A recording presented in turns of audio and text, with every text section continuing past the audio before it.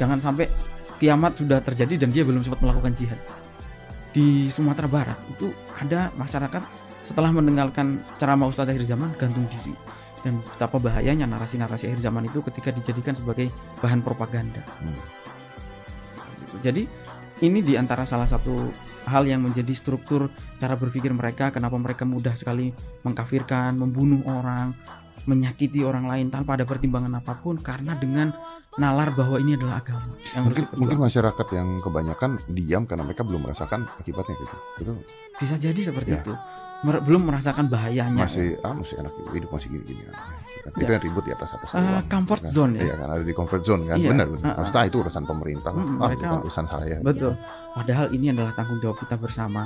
Karena narasi-narasi ini berkembang di masyarakat, dan yang bisa meluruskan narasi seperti ini adalah kan para tokoh agama dan masyarakat itu sendiri yang moderat. Kita ini sebagai umat beragama punya tanggung jawab untuk menjaga kemurnian agama itu agar supaya tidak jadi sesuatu hal yang menyimpang gitu. Jangan sampai agama itu bertentangan dengan ketika Tuhan itu menurunkan agama itu yang disebut dengan maqasidus syariah. Alih-alih kita mau menyembah Tuhan, kita sebenarnya sedang mendatangkan murka Tuhan. Tapi gini Gus, maksudnya yang Gus berikan gitu ya, sebuah pemikiran yang Gus berikan atau alasan yang Gus berikan ke saya di sini kan adalah alasan-alasan logika sebenarnya sebagai manusia gitu ya. Dimana mereka juga akan menggunakan alasan-alasan logika mereka sebagai manusianya mereka gitu. Jadi buat mereka Anda salah kan? Iya. Iya toh? Iya. Iya. Nah ini kan di sini terjadi pertarungan wacana saya kira. Dan ketika kita memegang kebenaran, menurut kita ya kita harus perjuangkan. Iya. Kita tidak boleh diam atas terjadinya kemungkaran-kemungkaran, kejahatan-kejahatan seperti ini. Karena kalau kita diam, berarti kita adalah bagian dari kejahatan itu sendiri. Iya. Kalau saya sederhana Gus, saya begini, saya nggak melihat salah benar ajarannya ini ajarannya itu, saya nggak ngeliat itu. Saya berpikir secara logika, saya sebagai manusia aja.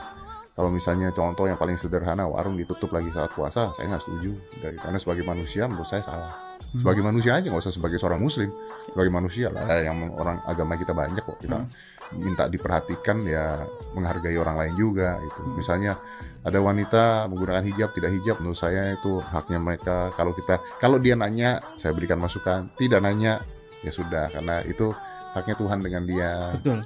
Makanya ada ulama yang mengatakan begini, seandainya apa yang dibawa oleh Muhammad itu bukan agama, niscaya itu adalah kebaikan yang universal. Iya, benar. Dan ternyata mudah kok gitu. Mudah menjadi seorang Islam tuh ya mudah gitu loh. Nggak seribet itu gitu. Betul. Ya memang yang mempersulit itu kan umat kita sendiri ya. Dan sebetulnya itu sudah di warning sendiri oleh Nabi. Betul. Nabi itu mengatakan bahwa binasalah orang yang berlebih-lebihan, orang yang ekstrim. Nabi juga pernah berpesan bahwa jauhilah kalian ekstremisme beragama. Karena ekstremisme beragama itu sudah menghancurkan umat-umat sebelum kalian.